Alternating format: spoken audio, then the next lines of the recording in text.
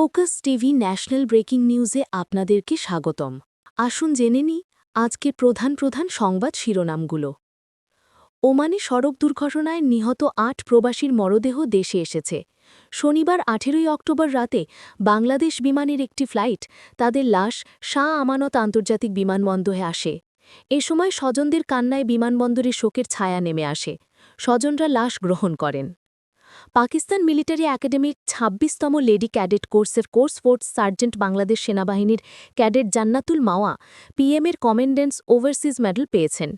পাকিস্তানি সেনাপ্রধান field marshal Syed Asim মুনির তার হাতে এ সম্মাননা তুলে দেন।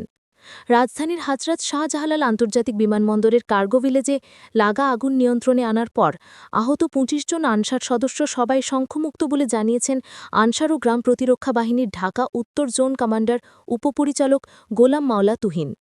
পর্যটনের উপর নির্ভরশীল কক্সবাজার জেলার অর্থনীতিতে বিদেশি পর্যটকের উপস্থিতি আশানুরূপ নয়। জরিপ বলছে এর অন্যতম কারণ নিরাপত্তার ঘাটতি। টানা ৮ দিন ধরে আন্দোলনরত বেসরকারি শিক্ষা প্রতিষ্ঠানের এমপিওভুক্ত শিক্ষকদের জন্য বাড়ি ভাড়া বৃদ্ধি বিষয়ে সিদ্ধান্ত নিয়েছে অর্থ মন্ত্রণালয়। জাতিসংঘের শান্তিরক্ষা মিশনের তহবিল সংকটের কারণে আগামী ৯ মাসের মধ্যে অন্তত ১৩১৩ জন বাংলাদেশি শান্তিরক্ষীকে ফেরত পাঠানো হবে। দেশজুড়ে গরমের তীব্রতা বাড়ছে। হেমন্তের শুরুতে দিনের বেলা তীব্র গরম আর রাতের দিকে হালকা ঠান্ডা আবহাওয়া বিরাজ করছে। বিশেষ করে দেশের উত্তরাঞ্চলে এমন পরিস্থিতি বেশি চোখে পড়ছে। নির্বাচন কমিশনের আনবারুল ইসলাম বলেছেন, সাংবিধানিক আইন ও বিধি অনুযায়ী প্রতীকের তালিকায় শাপলা না থাকায় তা দেওয়া সম্ভব হচ্ছে না। এক সপ্তাহের মধ্যে রাজধানী ঢাকা ও বন্দরনগরী চট্টগ্রামে পরপর ৩টি বড় অগ্নিকাণ্ডের পর সারা দেশে পুলিশের সব ইউনিটকে সর্বোচ্চ সতর্ক অবস্থায় থাকার নির্দেশ দেওয়া হয়েছে। দেশের গুরুত্বপূর্ণ স্থাপনা বা কেপিআই লক্ষ্য করে সম্ভাব্য হামলার আশঙ্কা থাকায় এই সতর্কতা জারি করা হয়েছে। বিগত ২০১৩ সালের শাপলা চত্বরের ঘটনা এবং ২০২১ সালের মার্চ মাসের বিক্ষোভ কর্মসূচিতে নিহত শহীদ পরিবারগুলিকে আর্থিক সহায়তা প্রদান করেছে স্থানীয় সরকার বিভাগ। নির্বাচন কমিশনের আনওয়ারুল ইসলাম জানিয়েছেন, বিতর্কিত কেউ আগামী নির্বাচনী দায়িত্বে থাকতে পারবেন না। হজরত শাহজালাল আন্তর্জাতিক বিমানবন্দরের কার্গো ভিলেজে অগ্নিকাণ্ডের ক্ষয়ক্ষতি নিরূপণে কাজ চলছে বলে জানিয়েছেন বাণিজ্য উপদেষ্টা শেখ বশির উদ্দিন।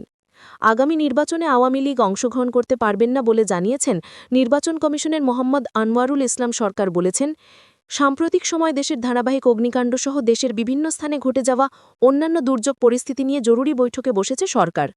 সেনাবাহিনীর প্রধান জেনারেল বকারুজ্জামানের সঙ্গে সৌজন্য সাক্ষাৎ করেছেন কুয়েতের এশিয়া বিষয়ক সহকারী পররাষ্ট্রমন্ত্রী এবং রাষ্ট্রদূত সামিয়া এশা জুহার হায়াতের নেতৃত্বে একটি প্রতিনিধি দল। সাম্প্রতিক সময় দেশের ধারাবাহিক অগ্নিকাণ্ড তদন্তে স্বরাষ্ট্র সচিব নাসিমুল গনির নেতৃত্বে ৭ সদস্যের কোর কমিটি গঠন করা হয়েছে বলে জানিয়েছেন দুর্যোগ ব্যবস্থাপনা ও ত্রাণ মন্ত্রণালয়ের উপদেষ্টা ফারুকি আজম। শিক্ষকদের দাবি মেনে না নিলে ফ্যাসিস্টদের চেয়েও খারাপ পরিণতি হবে বলে হুঁশিয়ারি দিয়েছেন ঢাকা বিশ্ববিদ্যালয় কেন্দ্রীয় ছাত্র সংসদের বিপি সাদিক কায়েম। এগুলোই ছিল আজকের প্রধান সংবাদ। পরবর্তী সংবাদের জন্য ফোকাস টিভির সাথেই থাকুন। ধন্যবাদ।